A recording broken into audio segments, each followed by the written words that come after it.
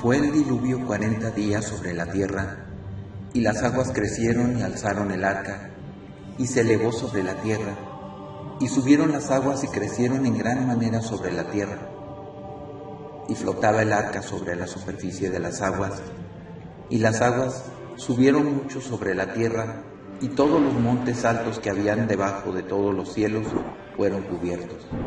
Génesis 7, versículos 17 al 19. El 16 de diciembre de 2011, el portal ABC Ciencia decía en su momento: hace apenas una semana un grupo de investigadores anunció a bombo y platillo un descubrimiento inaudito, nada más y nada menos que el Arca de Noé. Esta se encontraría, según ellos, bajo el hielo del monte Ararat, en Turquía, y consistiría en una nave de cerca de unos 7.5 metros de ancho y 37.5 metros de longitud. Este anuncio, cierto o no, vuelve a poner en relieve una incógnita que lleva vigente miles de años. ¿Existió realmente el diluvio universal? Por extraño que parezca, decía en su momento el portal, en esta ocasión religión y ciencia llegan a alcanzar un mínimo punto de encuentro.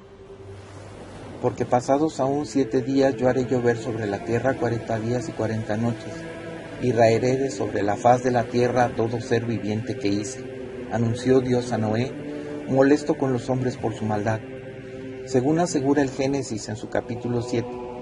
Pero el mito del diluvio universal, originario de la civilización sumeria, ha sido común a casi todas las creencias de la historia: egipcios, judíos, musulmanes, hindúes, mayas, etc. La comunidad científica jamás ha dado por verídica la hazaña de Noé, ni tampoco que se produjera una lluvia de semejantes proporciones, aunque una amplia parte de ella sí que considera probable una gran inundación en la antigüedad que diera lugar a una leyenda, a la leyenda de Noé. Según la NASA, esta pudo tener su origen en un meteorito.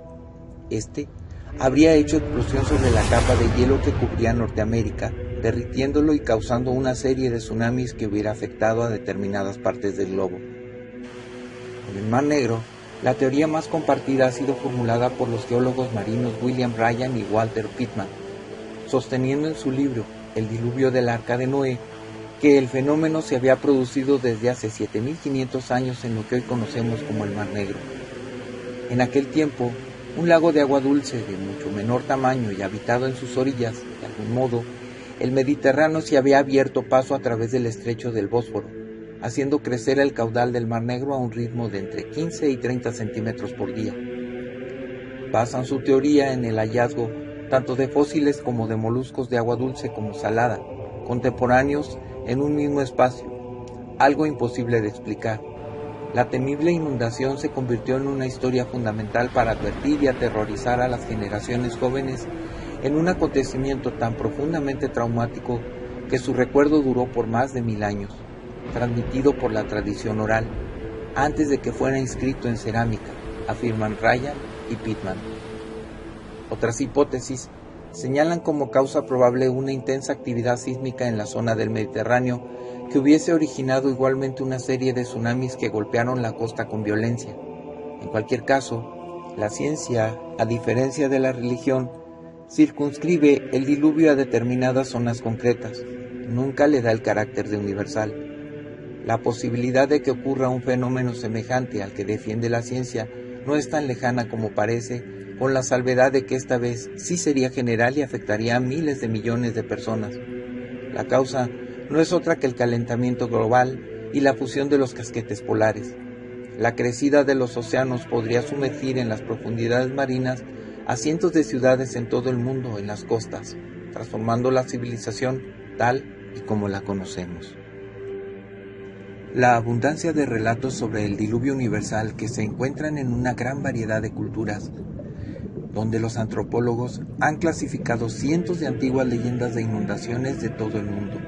Los antiguos babilonios, los nativos americanos, los aborígenes australianos, los aztecas, los romanos, los griegos, los chinos, los mayas, los inuit del Ártico y muchos otros registraron historias de inundaciones.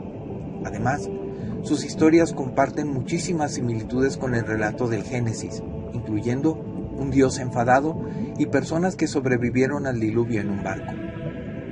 Luego, tenemos los descubrimientos de antiguas ciudades submarinas en los mares de Japón, India y otros lugares, con restos fechados en aproximadamente 10 milenios antes de la Era Común, época en la que había ocurrido el diluvio. Son señalados como evidencias de la gran inundación. También están los famosos manuscritos escritos en 250 a.C. y en el 66 después de Cristo, descubiertos por pastores beduinos a principios de 1947. Estos se refieren detalladamente a un diluvio y a un barco construido para navegar por él.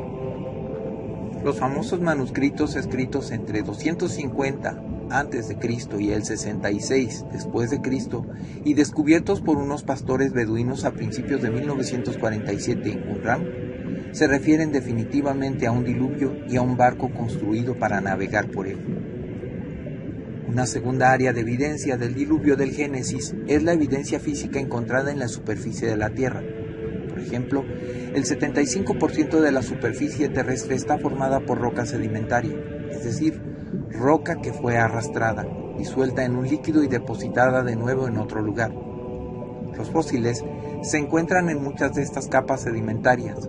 Es común encontrar enormes cementerios de fósiles formados por restos de fósiles revueltos, aplastados y deformados que dan la apariencia de un gran número de animales destruidos simultáneamente por una fuerza increíble.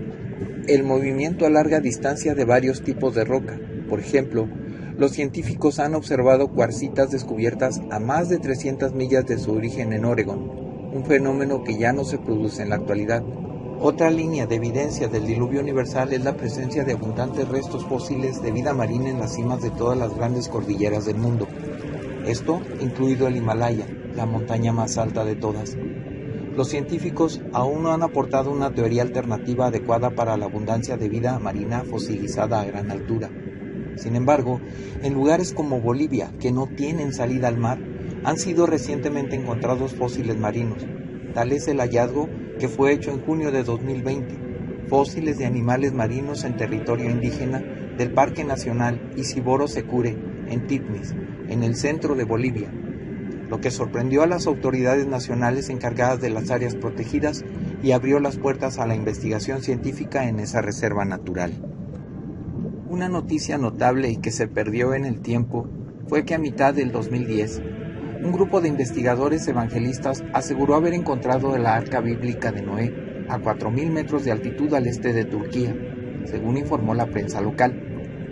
El grupo de expertos de nacionalidad china y turca localizó bajo la nieve una estructura de madera antigua en el monte Ararat que afirman fue construida 2.800 años antes de Cristo, la época en que se presume que el arca había navegado. No es 100% seguro que sea el arca, pero sí pensamos que lo es un 99.9%, explicó uno de los miembros del grupo, Yang Bin-Xiang, a la agencia turca Anadolu. La estructura del barco tiene muchos compartimientos y eso señala que pueden ser los espacios en los que se ubicaron los animales, agregó. Dios habría desatado el diluvio universal según la Biblia para limpiar la tierra de su corrupción y le pidió a Noé que construyera un arca en la que viajaría una pareja de cada una de las especies vivas. El Viejo Testamento narra que cuando las aguas de la inundación provocada por el diluvio se retiraron, el arca se posó sobre lo alto de una montaña que los investigadores creen que fue el monte Ararat. El equipo pertenece a una organización internacional de carácter religioso dedicada a la búsqueda de la mítica embarcación y se hace llamar Ministerios Internacionales del Arca de Noé. Bing informó que ha contactado ya al gobierno turco para pedirle que proteja la zona para poder iniciar las excavaciones y añadió que se solicitará a la UNESCO que se incluya esta región en su listado de Patrimonio de la Humanidad. El grupo argumenta que el descubrimiento de madera en el Ararat apoya su teoría de que se trata del arca, porque los árboles no crecen a esa altura de la montaña y porque nunca se han encontrado restos de presencia humana en esa región en más de 3.500 metros de altura. Los exploradores han buscado los restos del arca en el monte Ararat desde hace casi 200 años. El primero que intentó hallar estos restos fue el naturista alemán Friedrich Parrot en 1829. Sin embargo, No es la primera vez que grupos de buscadores del arca aseguran haber localizado la embarcación. Ya antes, un Ferdinand Navarra también lo había asegurado. Por ejemplo, en Hong Kong se exhibe un pedazo de madera petrificada obtenida durante una expedición hongkonesa al monte Ararat.